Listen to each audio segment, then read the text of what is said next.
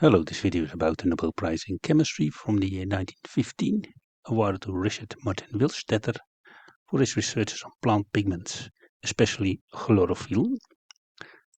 And here you see two versions of chlorophyll, A and chlorophyll B, slightly different of course. Here two more, chlorophyll C1 and C2, and still two more, D and F.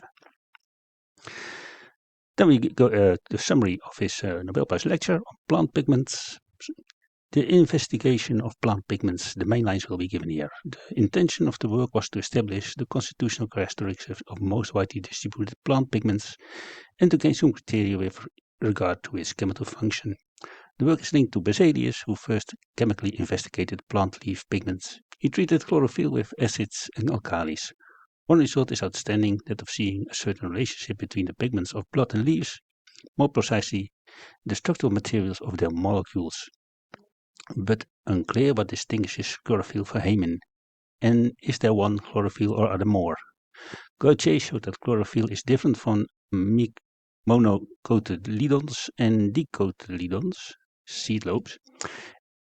Itard in 1906 claimed to show that there are many chlorophylls. In his work, every green-colored wax or fat was regarded as chlorophyll. Berzelius already showed this to be incorrect. My first experiment made me take up a different view from that of Berzelius. He said chlorophyll is not decomposable with acids and alkalis, but in fact it is. The products are also green. Chlorophyll in its text state is inert to acids and alkalis, but it can transform, polymerize, and then can be decomposed. Chlorophyll is also easily soluble. He further deduced the peculiarities of its constitution by through methods of decomposition, creating derivatives by applying acid or alkali. In both cases, a part of the chlorophyll molecule is split off. With alkali, hydroxide and acid is made, which form green salt. With acid, no salt-forming group is formed, saponification is avoided, and the new substance is no longer green but olive. Thus, alkali does and acid does not split off characteristic group of chlorophyll. With the pigment, it is the other way around. This, without knowing chlorophyll itself, knowledge was gained by the acid and alkali acting upon it. Next step was to prepare natural pigments in pure state. With oxalic acid on alcoholic extract or leaves, a chlorophyll derivative, phytin, can be free. It is wax-like, soluble in alcohol, nitrogenous, leaves no ash residue, is a bit alkaline, not acidic. It can be saponified, thus it is an ester. It contains nitrogenous carbon acids and nitrogen-free alcohol, phytol, C20H39OH. This alcohol is primarily unsaturated, aliphatic. Its carbon chain has several branches. It can be oxidized and lose free carbons. Phytol is always part of phytophytin and of chlorophyll, but also contain a COOCH3 group, which is hydrolyzable. When alkali is added to it, turns brown, but the green returns after a few minutes. The chlorophyll loses its polymerization, its structure changes, its composition does not. When chlorophyll is saponified, chlorophyllin, a carboxylic acid, are produced. The salts are soluble in water and can be separated from the rest of the molecule. It shows chlorophyllins contain magnesium, and magnesium is held in an electrically non-dissociable state. This group is sensitive to acid but not to alkalines. It stays intact during fundamental changes of the molecule. The magnesium atom is bonded with 4 nitrogen atoms. It with carboxyl group, the so-called phylins, see figure 1. The atom group, we see that later.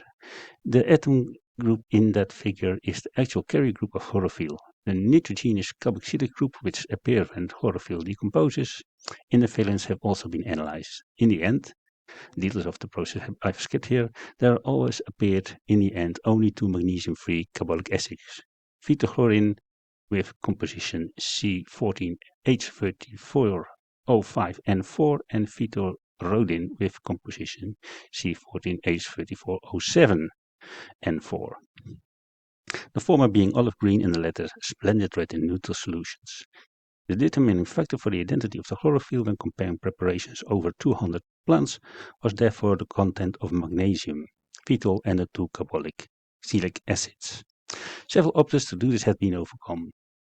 The same enzyme chlorophyll reduced the vital content in the preparation. This enzyme also caused the crystallization of chlorophyll, which Borodin first saw in 1881. Removal of the enzyme overcame the trouble. Next, the isolation of pure chlorophyll. This depended on the purity of the solvents used. At the time, also yellow carotenoids were isolated. Yellow pigments with great affinity for oxygen. Examples are carotene, xanthophyllin, fucoxanthin. Solution of 70% pure chlorophyll could be made. Then chlorophyll would show its solubility, making the isolation of pure chlorophyll possible. But pure chlorophyll is not a simple substance. It contains phytochlorine, ENG, but it showed, as was observed by Stokes in 1864, that chlorophyll consists of two different components. They could, because they have different solubility, be separated. Chlorophyll A is a blue-green and chlorophyll B is yellow-green. The present 3:1 in leaves, thus more A than B. The difference is due to the different degree of oxidation. Two H atoms are replaced by one atom. The formulae are respectively C55, H72, O5, and 4 with magnesium, and C55, H70, O6, and 4 with magnesium. It's possible to come to a parent molecule without the O atoms, ethiophylline, from which one can make the magnesium-free ethioporphyrins. See also the figures between 1 and 2. You'll see them later. We are also able to decompose blood pigment to the same ethioporphyrin. There's a common transformation product from hemin and chlorophyll. Probably the structure of this system is much like you can see in figure 2. There are still much problems to solve with the structure of hemoglobin and with chlorophyll. Wagner has submitted the hypothesis that chlorophyll is consumed in the assimilation process. We found that the chlorophyll content of her remains constant during the assimilatory performance of the plant. The proportion produced CO2 and chlorophyll fluctuates in growth and to the seasons. The assimilation process must be one of chlorophyll and other internal factors of enzymic nature. The assimilation assumes light is absorbed and the chemical work is done in the chlorophyll molecule. CO2 has become a part of it by attachment to the magnesium complex. The CO2 molecule is rearranged, liberating its O. The knowledge of the NMGN, nitrogen magnesium group of the chlorophyll, is needed. The easily crystallizing and stable plant pigments were the ones the early generation of chemists succeeded in elucidating. They could not explain why the colors existed in the plant. The same for the simplicity, which is the basis for all these colors. Experiments with pigments from plants show that adding substances to it can result in all kinds of surprising colors. This, of course, causes new experiments to find new explanations. A group called anthocyanins and aquinoid compounds with tetravalent oxygen, representatives of a class of oxonium salts. The isolation of the anthocyanins was done via their salts with acid. These acidic compounds are red, the alkali salts are blue, or neutral violet. The neutral and alkaline solutions fade rapidly. The anthocyanins proved to be glycosides, pigment groups linked with glucose, galactose, or ramose. Anthocyanins can be traced together to 3 perlagonidin, cyanidin, and delphinidin. The chlorides of these are all the basis of pigments in plants. See the figures 3 to 6.